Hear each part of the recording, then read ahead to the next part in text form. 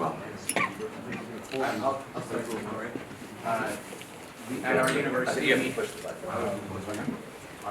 hello? Yeah, pull it closer. Hello? At our university, we had a student government meeting about BDS, and in our state, BDS is illegal, so the vote could not happen. And so, to disrupt the meeting, the protesters outside started to throw rocks at the window where the meeting was taking place.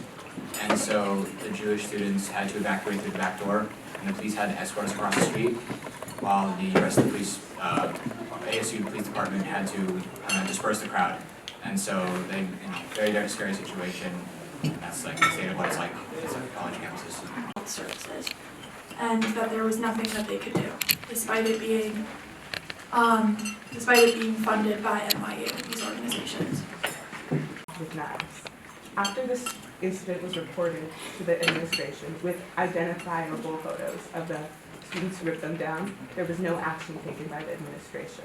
This emboldened the students who were threatening these Jewish students to dox them, and they received threatening messages online. This initiative is so important so that students can feel protected and so that bad faith actors do not continue their actions with impunity.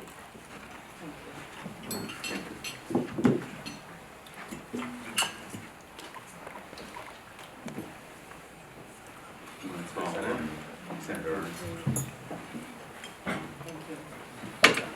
Thank you, Senator. Yes, thank you so much. And the courage that all of you have shown is just incredible. And I'm honored to be in a room with all of you. I'm Joni Ernst, and I'm the junior senator from the great state of Iowa. I am serving in my second term now. I serve on 3 different committees in the United States Senate. One is small business, where I'm the ranking member. I am also a member of the agriculture committee for, of course, because of Iowa. And then I serve on the Armed Services Committee as well with my friend and colleague, Senator Blumenthal.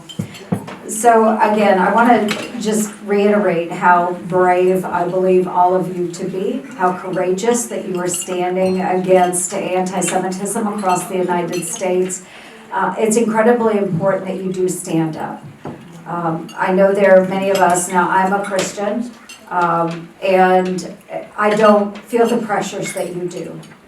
Certainly, I go anywhere and I don't feel the pressures that you do. So it's one thing for me to stand up, but it is much more significant when you are standing up as well and showing others that you will not be bullied, you will not be pushed around. For all of you that have experienced the anti-Semitism, I will apologize for that broadly, but there are things that the universities can do, and so I'm so discouraged when they are saying there's nothing we can do. Absolutely, they can do things, and we know that they can report it to the Department of Education, and there is a hotline, and I actually spoke to someone at the Department of Education about this. They do have a hotline that you can reach out to so that they can report the cases of anti-Semitism that are occurring across our colleges and university campuses. So we know that you should feel free and safe to go to your classes without being impeded from that education with threats and harassment. And if that is happening, then it is a violation of Title VI. So we brought this issue to the Department of Education not long after the October 7th attacks. So we will continue working on that area. I went back and my staff has compiled a lot of information over the course of the past 5 months since the October 7th attacks. And we went through there's like single space page of everything that I have been working on since that time when it comes to anti-Semitism, when it comes to protecting Israel.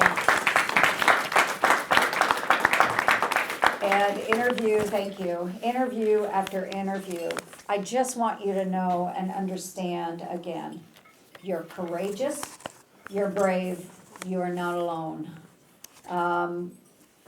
Richard and I have worked so well, bipartisan, and I just want you to know and understand that you have a conservative Christian here, and you have a liberal Jew here, and we work together so well on so many different issues, but in particular, this issue.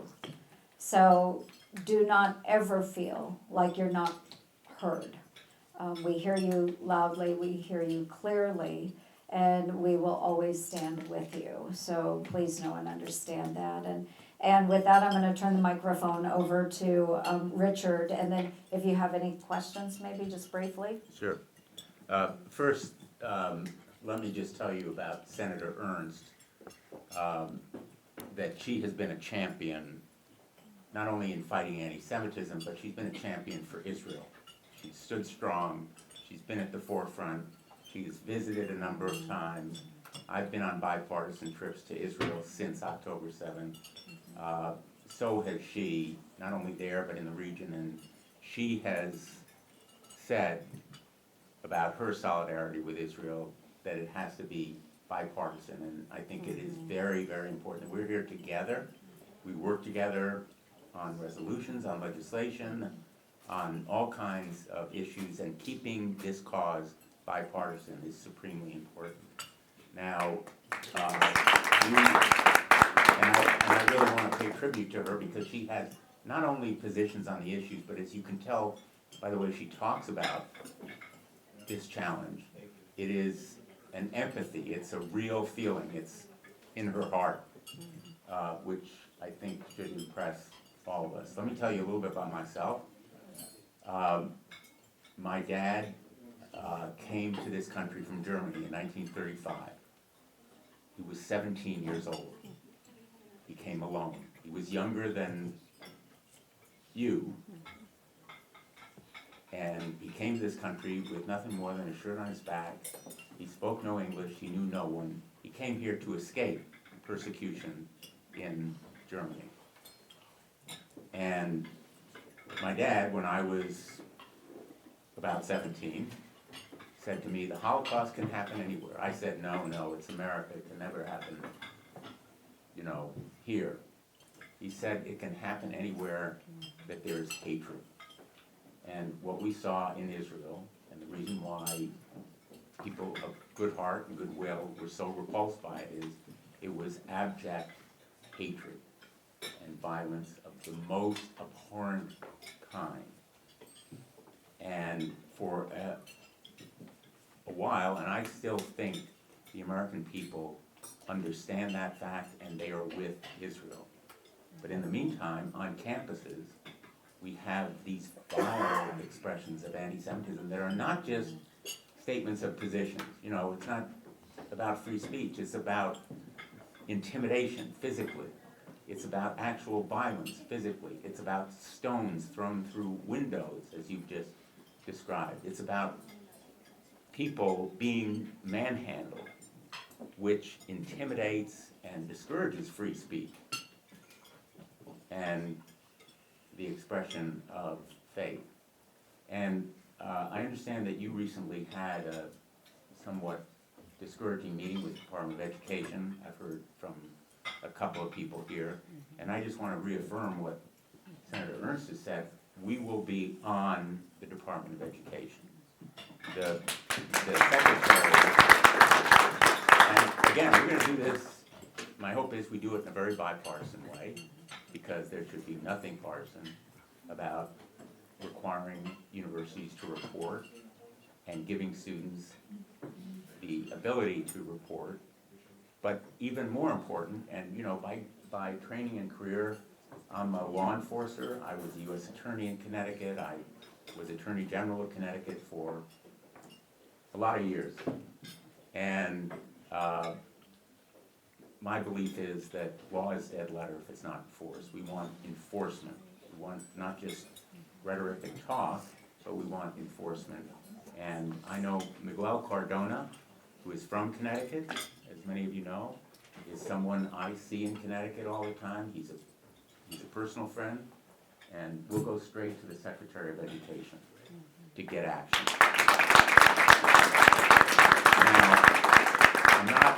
not promising that things are gonna change overnight. You're all really smart people. You're really smart people, and you know that for any politician, but even the best meaning politician, to say we're gonna accomplish this overnight, you know, we can't be sure, but I can tell you we're gonna fight relentlessly, because this is just stomach turning. It is stomach turning for anybody who cares about democracy, about the quality of education. Anti-Semitism exists, white supremacy exists, Islamophobia exists, but as the old adage goes, all that's needed for the triumph of evil is for good people to do nothing. And you're here, and I second what Senator Ernst has said about your bravery and courage. You're here with that determination, and we need to match your resolve. And Senator Ernst and I think, are going to be really dead set determined to do whatever we can. So happy to take a few questions. We both, I think, learned about this gathering on fairly short notice, and we had commitments, but we wanted to be here to just tell you that we care about what's happening on campuses, and we're going to try to do whatever we can. Don't be shy. Yeah. Don't be shy, please.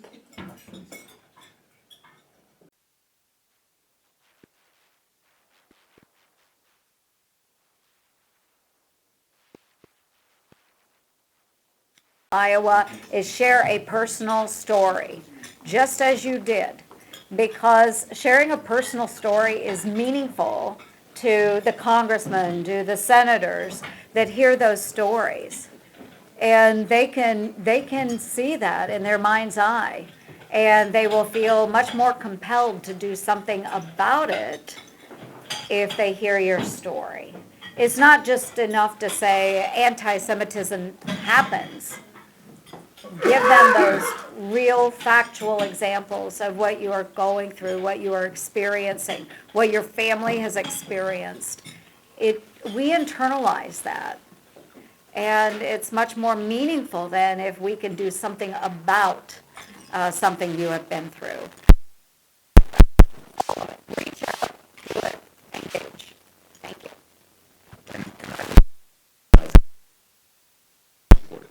You know, first of all, your faces means so much more than anyone else's. They mean a lot more than a college presence. They mean a lot more than, you know, some big donor to a college. No disrespect, but you're the ones who are going through this experience. And the stories, you know, an anecdote, a story has such power, more power than a general statistic. So I think Senator Ernst is absolutely right.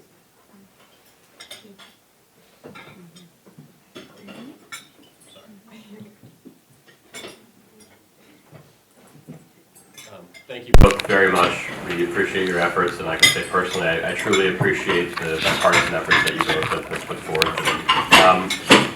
Senator Ernst, this is more directed towards you, but Senator Blumenthal, you're more than welcome to kind of offer your expertise as well. I think generally amongst the Jewish community, there's pretty strong resolve in supporting Israel, at least, you know, amongst us. How would then you suggest reaching out to people of other faiths and things of that nature? I mean, I've spoken to a couple, you know, women's groups before, like about like I told them like go to church, like, but like how would you suggest maybe reaching them better and better reflecting like how to kind of sympathize and join the effort, if that makes sense? It does make sense. Thank you so much. So if you look at Iowa, we're not exactly a bastion of Jewish communities, right? But our population of Jews in Iowa is maybe 7,000 people. But one thing you find across Iowa are these wonderful Christian communities that are very, very tied to the Jewish faith as well. You know and understand we are one of the Christians, Jews, okay, 2 of the 3 Abrahamic religions. And so Christians take it very seriously. And I would recommend going to Christian organizations and say, I would love to do a presentation on the Jewish faith and anti-Semitism, what we're experiencing on our college campuses or university campuses. Many of them will be very open to that. And it's just being willing to get out of your comfort zone. Will some of them say no? Sure they will. Okay, but that's okay. I think the more people that you educate through, whether it's through religious institutions, community organizations, I think the more people know about it, that you personally contact, the better it's going to be received. The more educated you are on the issue, the harder it is to just let it happen.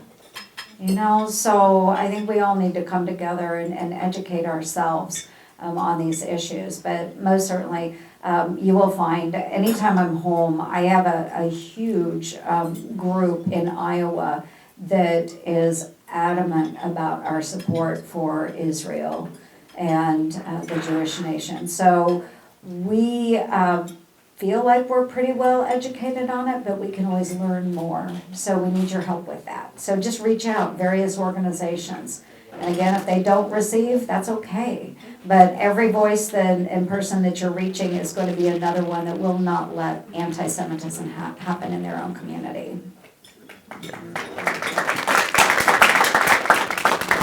I would agree. I would agree completely. And I think what you'll find is, at least I find, and I do a lot of outreach to non-Jewish groups, I think it's important that they understand the perspective of someone who's not Jewish, but I'm on the Armed Services Committee too. I'm on the Homeland Security Committee and the Veterans Affairs Committee as well as Judiciary. And when I got my story, my dad coming from my mom, by the way, was raised in Nebraska. Probably 4 Jews there, then. And my uncle was the first bar mitzvah in the synagogue that was organized in Omaha. Now, that was quite a while ago. You know, both Senator Ernst and I have served in the military. When I went through basic training at Parris Island, you know, there was a lot of, it was pretty overt. When I talk about my story, I have a cousin who's in the IDF now. I have family in Israel. What it means, what it's like to be in Israel. You know, I really think there's tremendous sympathy and support because the American people basically welcome diversity. We are the most diverse country in the world, and it's a source of our strength. And, you know, I don't need to go through the history of this country. There have been dark times. Over St. Patrick's Day, we have a very big Irish community in Connecticut. And I heard a lot of stories about, you know, a couple of generations ago, no Irish need apply. You know, there was a time when Catholics, so there are dark sides to this country too, but by and large, the people, I find, welcome hearing about it. And again, you are such powerful voices and faces, much more so than I am, for example, because this is your life. You're going through it, and you're experiencing it. And, you know, it's really just very powerfully important that you tell your stories. And, you know, your families, your aspirations, who you are, what you're studying, and what you've experienced. Because, you know, you didn't sign up for this. You didn't sign up for people throwing stones through windows or yelling epithets at you or physically intimidating. So I think very important to do that kind of outreach.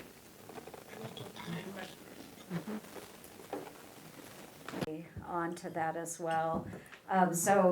Even beyond the acts and the bills that have been proposed, I just want to say that probably a lot of the people that engage in this type of behavior, which is hate speech, they do so because they're ignorant. They are ignorant. And they probably have no idea, you know, other than they're engaging in a really mean or bad behavior. They are ignorant people. And so I think, again, going back to education and reaching as many people as you possibly can. And maybe letting, you know, you have to teach people. People only know what they know, right? So we need to make sure that they are educated and how hateful those actions are. And that it does, you know, start entering into actions that can be prosecuted, actions that can be taken through Title VI with Department of Education and so forth. But again, these people are incredibly ignorant and they're being hateful. But they do need to be educated in one way or another. And so I just thank all of you again for being here and for being willing to engage with others on what can be an incredibly difficult topic. Thank you all.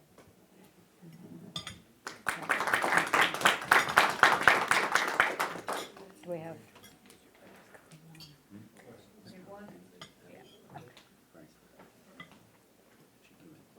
Very quickly, yes. Bring it closer. Okay, thank you. Thank you very much for speaking with us. It's a pleasure. I am a student at Harvard College, and I very much resonate with, I guess, what you sense and you say you perceive, which is the lack of I guess the actual pursuit of veritas and truth at Harvard. And I just very much want to say that people are very ignorant. People are very much not willing to engage critically with themselves. People aren't interested in dialogue. People aren't interested in being pushed by the professors or by their peers. Even if people are smart, these things are they're not entirely dependent on one another. You can have very smart people, I see it, who are very, I guess, stupid when it comes to or very closed-minded and just not willing to be challenged. So I guess one thing I would ask you is, as a student at Harvard, or just as a student, I think many people probably resonate with this sentiment. What is something we can actually do that is actionable? That's one thing. And then the other question I guess I would pose to you is, I mean, yeah, we are powerful in some sense, I very much agree, but also, you two are very powerful, and I guess I wonder, what can senators do to actually push universities to raise their standards of rigor, intellectual honesty, intellectual openness? Because it's really not sustainable. I really very strongly believe at Harvard's current trajectory, what'll end up, it's very sad. What'll end up happening is essentially it'll become like a research institution, and its goal of, which it states very clearly, of transforming and being a transformative education for college students and for students, humanistic, in terms of humanities and a humanistic education it will completely fade away. I guess I'm asking, what can we do? But also, what can you do to really raise the bar here? I think it's very dangerous that we can even have such ignorance at Harvard, which is supposed to be such a bastion and a beacon of truth and the pursuit of veritas. I would say there's a whole menu of options that we can do, and a lot of it does go through the Department of Education and Title VI. I think that's one of the best places to start, but then we can get very creative as well. And think about the dollars that come from the federal government into your universities and colleges through grants. through those research and development dollars, the dollars that are supporting various programs, I mean, we could find ways to limit what the donors are doing at the universities, you know, like a 3 strikes and you're out kind of program, something like that. But there's a number of ways that we can use the power of the purse to influence the colleges and universities, and I think that's one of the greatest things that we can do. Like it or not, money talks, and those universities need those dollars, right? So I think you can be very, very creative, and we can be very creative in the way we handle those situations. I think that's right, and, you know, it's, the dollars are really important. It gives the federal government a good deal of leverage. But, you know, there are people at every university who are powerful within the university.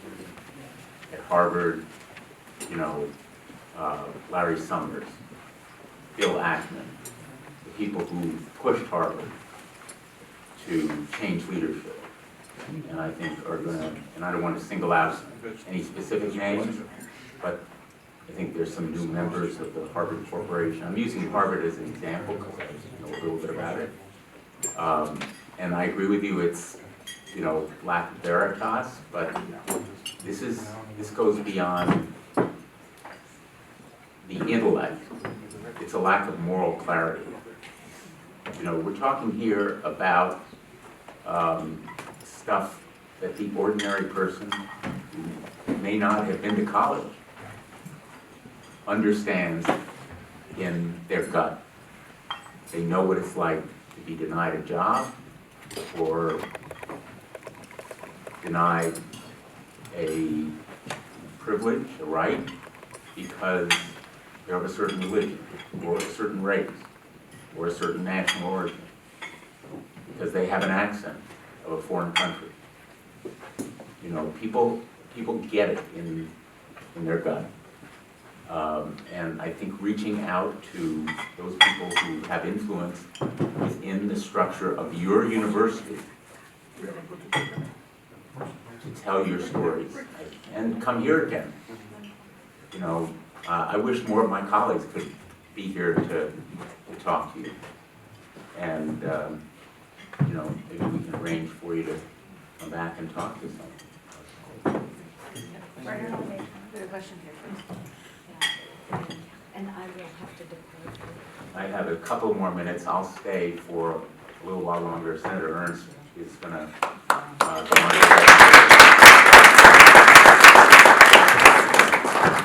I appreciate all of you, and thank you for what you're doing. Thank you very much. See you. I'll see you tomorrow. Thank you. We all know we're going to see each other tomorrow because we have votes. And we have an armed They're the best. services They're also the best. hearing. So I'll take a couple more questions. Partnering with an organization that can deliver students across the country, you know, please feel free to find ways for us to partner as well. Just to, you know, to be a resource for eyes and ears on the ground with the diversity that we have, just to offer out this as a potential resource for you as well as we gather this data. Thank you. Back to the students. Senator Blumenthal, thank you so much for taking this opportunity to speak with us. I'd also like to say on a personal note, you've been a great inspiration of mine moving forward in my professional career and my aspirations, what I hope to Thank you. achieve. My question to you is, did you ever face any anti-Semitism in your professional career? And if so, how did that impact you? Well, the simple answer is yes, a lot. You know, I'll just tell you a couple of stories. When I was in the Marine Corps in basic training, and first Sunday, the drill instructors, I don't know whether you know about Marine Corps basic training, but there's a lot of hazing, a lot of, you know, unnecessary harassment. The military thinks it's a way to establish esprit de corps and break people down if they can't take tough times. But anyway, sometimes it can be overdone, and it was physical often when I was there. And the first Sunday, drill instructor said, okay, I want my Protestants on this side of the barracks, I want the Catholics on the other side. So there I was. There was one of me. And the drill instructors started, well, what are you, a Buddhist or a, he knew what I was. And so, there followed a series of epithets. It was something that frequently was referenced in the time that I was in basic training. I was a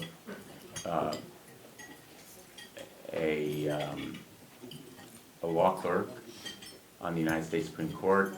After law school, I went to Connecticut, back to Connecticut. I was in a large law firm there. I was the second Jew to be hired.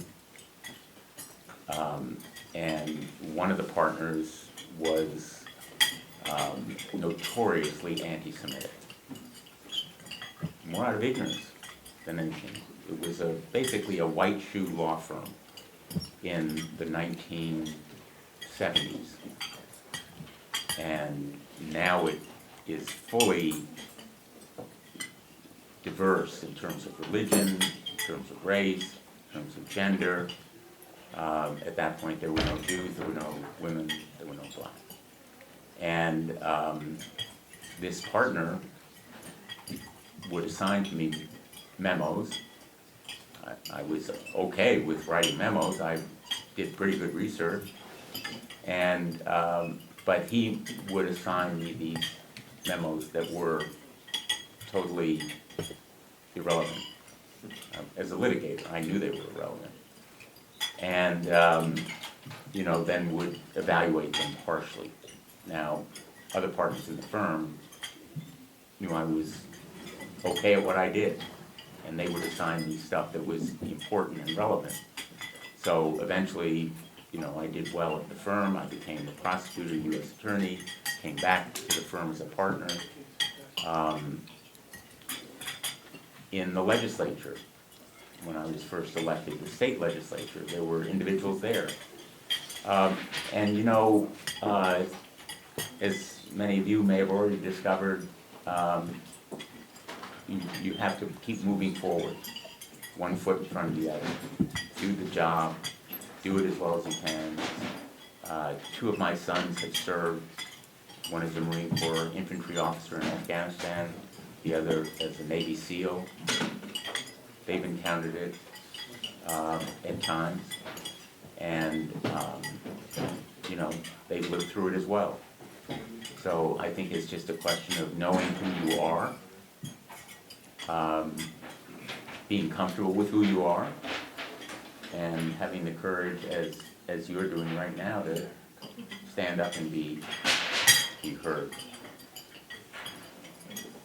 And I see we've been joined by my colleague, Senator Wyden.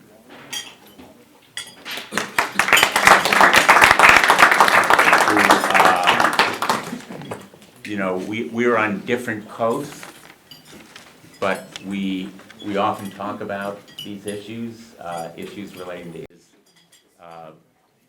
one of the most powerful members of the United States Senate. He's chairman of the Finance Committee, which sets taxes, and he has a lot of seniority. He knows a lot about these issues, and he's been involved for quite a while. So I'm going to turn to him. The quality of the United States Senate before you has just risen by about double. What an inflationary introduction. Give Senator Blumenthal a round of applause. Thanks, Jeff. See you tomorrow, friend. Sorry to run. No. I hear it. Bud. Can I? No. Yeah, I know. But not Frankfurt. So, thank you, Senator Blumenthal. And I'm going to make this a filibuster-free zone, as we say, because friends should not filibuster friends. And you're giving us the chance to push back again on anti-Semitism. I so appreciate what you all are doing on your campuses. I'm the son of Edith and Peter Wyden, who fled the Nazis in the 30s. Not all our family got out. We lost family at Kristallnacht, at Theresienstadt, and my great-uncle Max was one of the last who was gassed at Auschwitz. And my dad was a journalist, and he said, because I'm now on the Intelligence Committee and I do a lot on privacy, issues, he said something that I'll never forget. And that is, he said, what we feared more than anything else during that period was the knock on the door late at night. Because the knock on the door spelled out that Hitler's troops, lieutenants, however you want to return to describing their disgraceful values and record, they knew that's where Jews were, and they were coming to take them. So it is really, in my view, a collective responsibility to recognize this kind of hatred. I try to incorporate it into all of my duties. Right now, for example, we have a judge in Oregon who's being considered for an appointment here. And this judge sentenced a person in Oregon to a significant punishment for defacing a synagogue. And the people who were involved in this wanted to put up bail and he would get out. And the judge said no. In this time of intense anti-Semitism, I want something like this to stand for something, and I'm not convinced this person won't go out and do it again and do worse. And he is denying that person, bail. And this is, I bring this up, more representative of the fact that as elected officials, and I'll close with this, you can hold elected officials accountable to show up every single day. And if they hold these values that we share tonight as Jews, they can help. They can stand up. They can speak out. They can represent, as I'm trying to do in the case of this judge, that the behavior, the anti-Semitic behavior involved in this defendant is not something that you just throw up your hands and say, that's that. Minor thing, move on, let's be done with it. So, if somebody's got a question or so, I'm literally, because of the taxes, I have to be out the door in a couple of minutes. But softball questions are particularly welcome after Senator, if it's okay, I'd like to a just long open day. up, share with you who we are. And Yeah. To the students. Part of an organization called Olami. Right. It's the third largest college Jewish organization in the country. Over 100 campuses are connected to us. And these are students that represent not just themselves, but the campuses and the students across the country. And one of the things you'll hear, and I'm going to go right to them, is that the stuff that's taking place on campus today really is reminiscent of Germany and some of the rhetoric and the speech, and you'll hear now from the students that they're facing an incredibly hostile environment that's beyond just speech. It's not a political debate. And they're getting very little to no support from their campuses. And we're here really asking and pleading the federal government to step in and and to oversee and to ask for transparency to these universities who are not delivering the protection that they need. Regardless of what's been done, as it translates to the ground, it's not really working. So what I'd like to do, if it's okay, is I'd like to just turn to some of the students for their personal examples. And I'm so sorry that I can't really stay but a few minutes. Sure. And I Take it. don't want people to think that this is a measure of my lack of respect. It's just I've got so many people waiting on this text, on legislation, and I'm Blumenthal, says the chairman. But please, Please, if somebody wants to jump in quickly, maybe 1 or 2 minutes each, and just tell a little bit of just about this to the students. Just share one story. If I get a couple things, share one story to the center of the about. I brought my accounting homework if you want to switch, maybe. put you on these taxes. Please no. So I'll be very brief. We go to college at William & Mary. My name is Gabriel Stein. On October 9th, we were out there raising money for Magen David Adom, the Israeli Red Cross, not supporting Israel outright, not supporting the IDF, simply trying to raise humanitarian aid. We were completely surrounded by students for justice in Palestine. We were harassed, got called every slur possible in the book, every epithet possible in the book. We were also barricaded in so that we couldn't even get out. We had to have a group of Catholic ministers who were also there tabling, help find a path for us out. It only got worse in the weeks after. Our president got a brick thrown through her window that I guarantee did not say anything like Happy Hanukkah. And then finally, we've also just had vandalism on numerous sites on our campus. Jewish students frequently do not feel safe to go to Shabbat. They don't feel safe wearing the Magen David or anything remotely representing Judaism. And it's, while we are in Virginia, and Virginia has done I would say, a fairly good job, and our president's done a fairly good job stepping up, we still don't feel that our university is adequately addressed and has not gotten back to us about these incidents or who's done them or anything of that nature. Another student. Hello, can you hear me? Yeah. All right, it's so great to meet you. My name is Jake Powers. I'm from University of Cincinnati. Just a quick story that I experienced on campus. Shortly after October 7th, I put an Israeli flag outside of my house, and not long after that, my house was egged. It was then broken into and defecated with human feces. And that is just one example of something that we have to go through on college campuses. Third.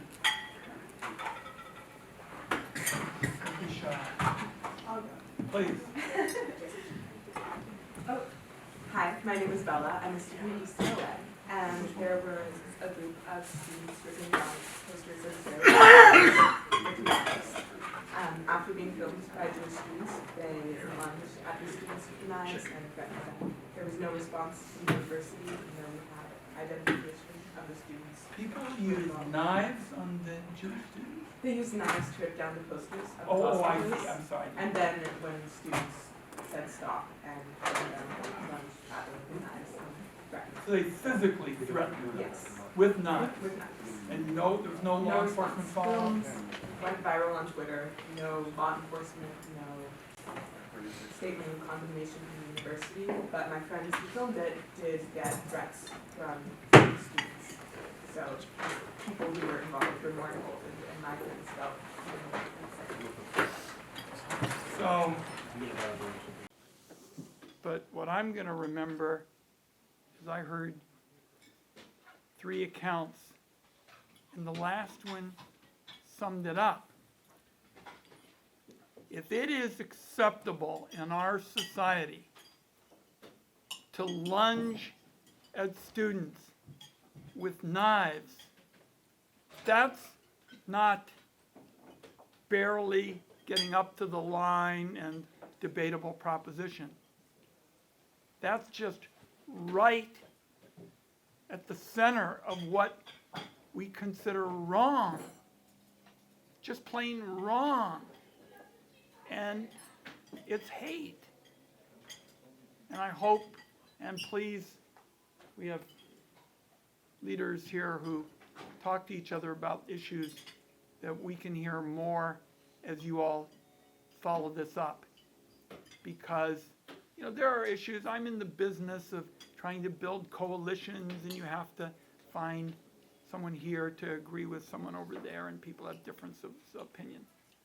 You don't have a difference of opinion, though, on tolerating violence generated wrongdoing. I mean, this is not about two differences of opinion. This is about putting students at risk physically.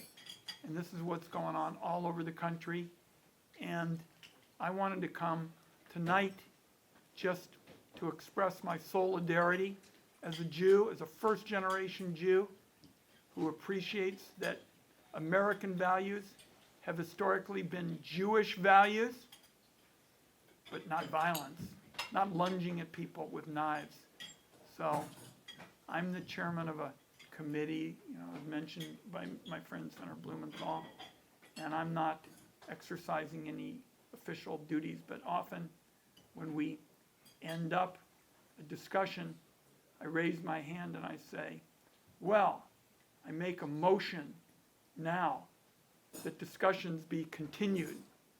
Well, I want to say to all of you brave students who are willing to come to Washington and to speak out and tell legislators about the hate and the horrendous disgust that you've got to feel as you come and express your concerns to elected officials. We're listening. We're paying attention. That's why I'm standing up for a judge in my state right now who is willing to take a stand on anti-Semitism. So my little motion here, kidding aside, is that our conversation be continued, and with wonderful people, Malcolm and others, to lead us, we'll do it. God bless. Thanks for being here. Here's a bud. Long time. Filmed with our friend Abraham all the time. So sad.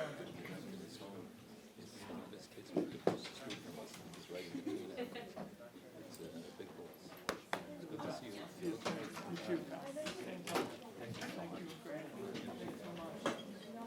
Thank you, God bless you.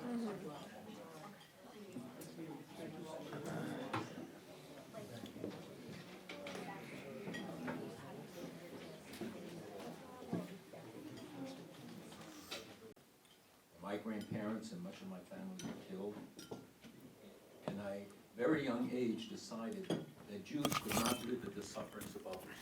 The Jews had to determine their own fate.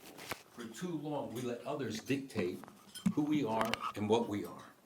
The first one to call us an a nation, was Pharaoh. It wasn't the Jew.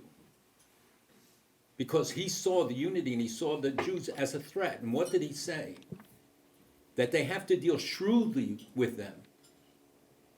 Hava nichschak malo. He said we have to deal shrewdly. It doesn't say one thing the Jews did wrong.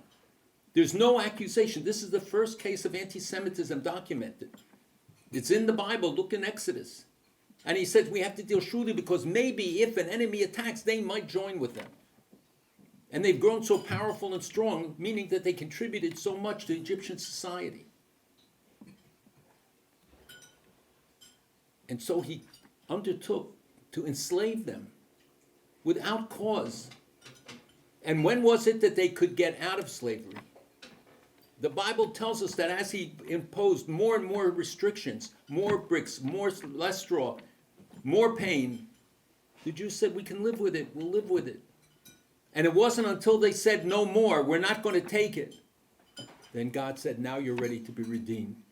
Because you have to be first psychologically free before you can be physically free.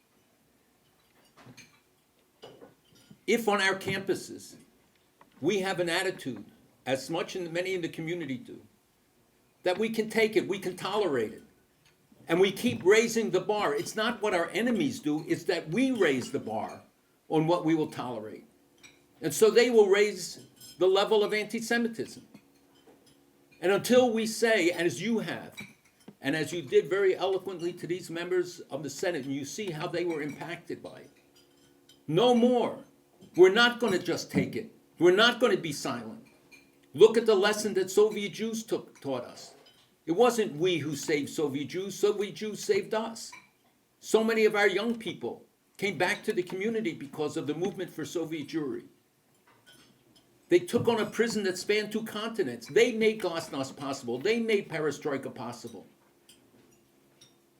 And against all odds, a handful of people turned the Iron Curtain into a Venetian blind. They're the ones who made it possible for them, not only for them to leave, but for freedom for many others. You know, we're going to read the Megillah at the end of this week. And there's a special part of the mitzvah of reading the Megillah, which says that if you read it only as an event that occurred thousands of years ago, you haven't fulfilled the mitzvah of reading the Megillah. If you don't understand the contemporary significance, if you don't understand what it means to us today, and it is one of the most intensive political documents, it's a guide for all times, for everyone. You have to look at the lessons. What did Haman want to do? He said, look, it's an Am Mufuzar Mufarad, it's a divided nation. So he saw our vulnerability because the Jews did not appear to be united. And what was Esther's antidote to it? Lech Chanos Kol HaYehudim. Go and gather all the Jews. She didn't say those Jews or these Jews. She said, no, put out the order that all of the Jews had to come together. Because the one precondition that God has set for every great miracle that has happened to the Jewish people was the unity of the Jewish people. That when we stood together at Mount Sinai, Ke'ish Echad B'Lev Echad, as one people with one heart, God said, now you're ready to get the Torah.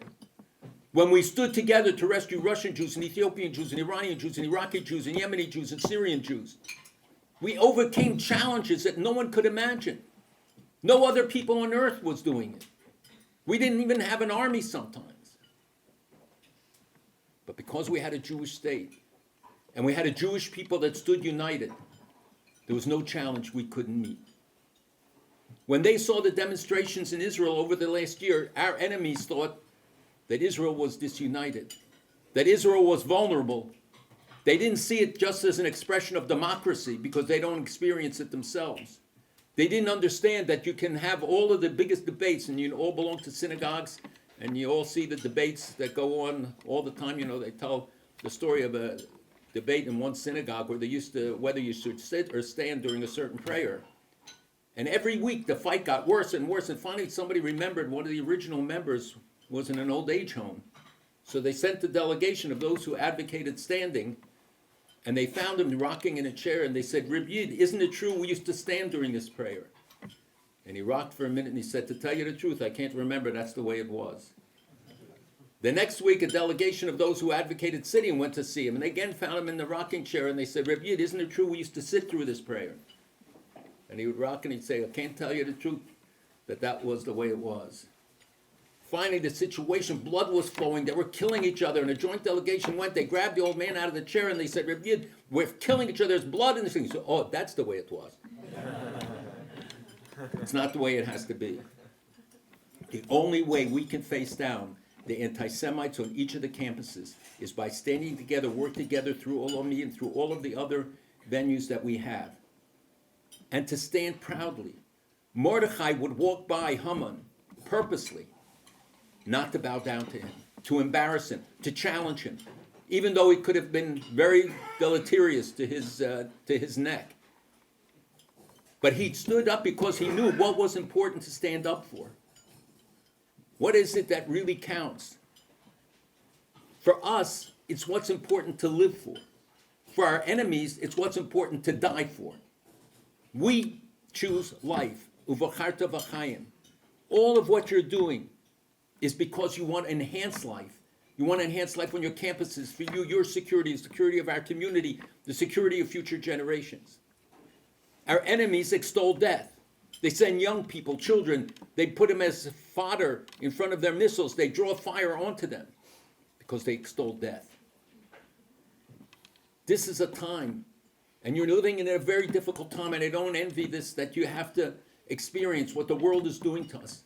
The anti-Semitism is a global challenge. It crosses rivers, it crosses mountain ranges, it crosses oceans. And we are now trying to collectivize the response because your counterparts in Europe have it even worse than you do. Many of them can't even go to universities. Many of the universities tell Jewish students, don't even show up. Take your exams and do it by Zoom. Don't come. But we're not going to succumb. We're not going to give in.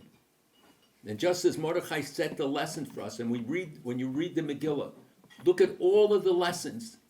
What did Haman say? All of his wealth, the second most powerful man in the world, with endless wealth and power, said, all of this is not worth anything to me. Kol ze'eni shavali, as long as that one Jew is standing there proud and defiant. No matter what the powers are on your campus, as long as one of you stands up defiant, others will join you. You see that you have support in the members of Congress if we tell the story. You have to have the courage to be prepared.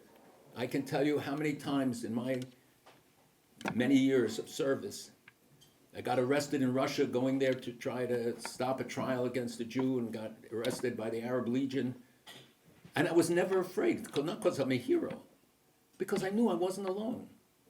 I knew that what I was doing was part of the Jewish story.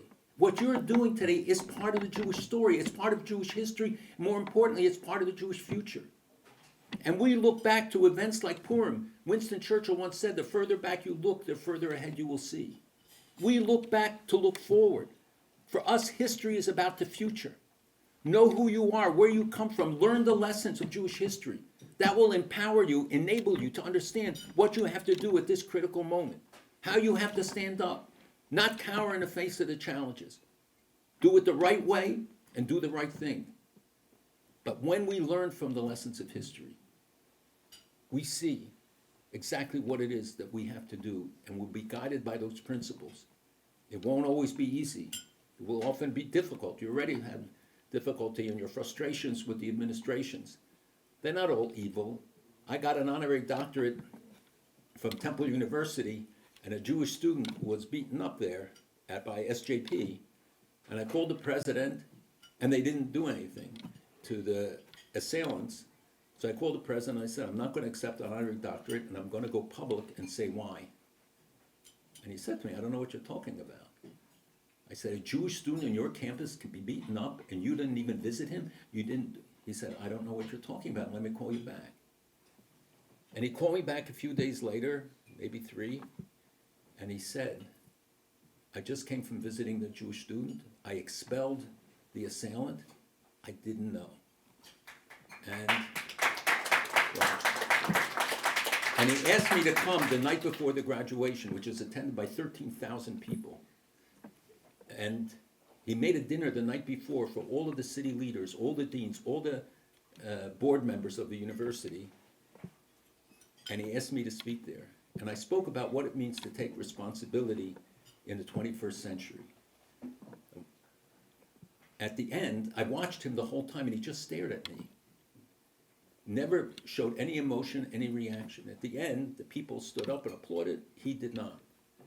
He stood up, he marched to the front of the room, he took away the mic from me, and said, I never understood it till now. I just didn't get it. He grew up in the Midwest, the most decent person there is. He just never knew what anti-Semitism was. He wasn't against that student. So we have to be careful when we rush into judgment to know how we deal with each individual case. But when you run into those real anti-Semites, or those who are really indifferent, and indifference is the same thing. Indifference is acquiescence in this case. That we respond appropriately, intelligently, strongly, make the cases you did just now in those remarks, in those short synopses of the cases. He will never forget it, and I assure you that Senator Wyden will be going and telling his counterparts. So I urge you to take away from these days the message that you can reach to the top of the government of the United States, that there's no limits to what you can accomplish. Remember your past and understand that you're building for the future.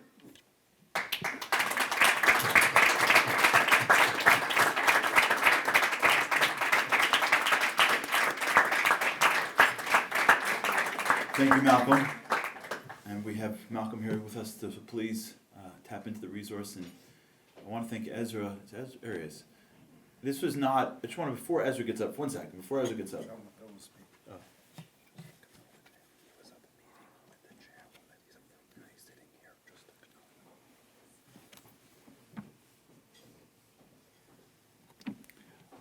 You know, to have, this is a Senate building.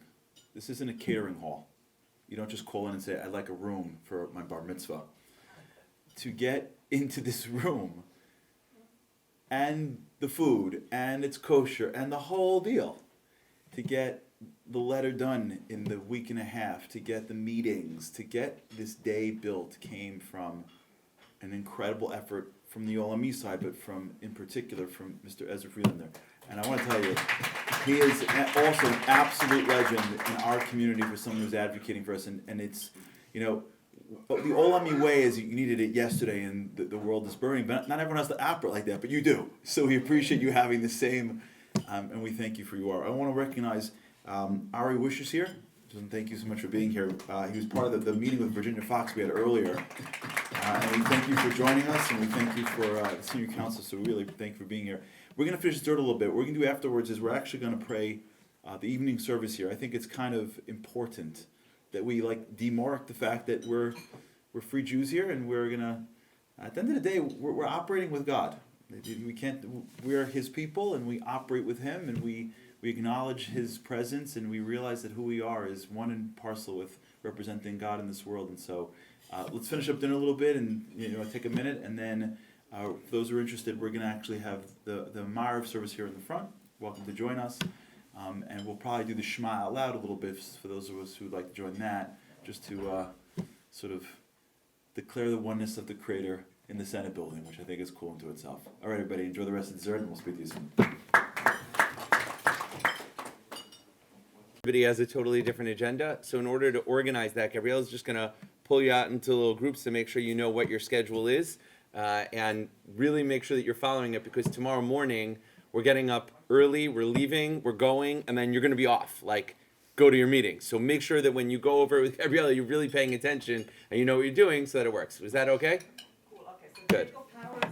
Gabrielle, why don't you go to the mic? No, I'm going to quote you. Jacob Powers, Gabriel Stein, and Rabbi Cassell. This way. Yeah! Do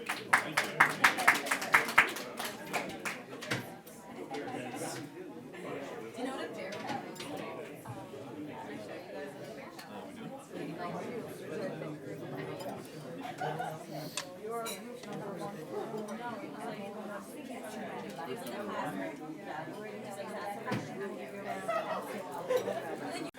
and are working to hold the universities accountable on it.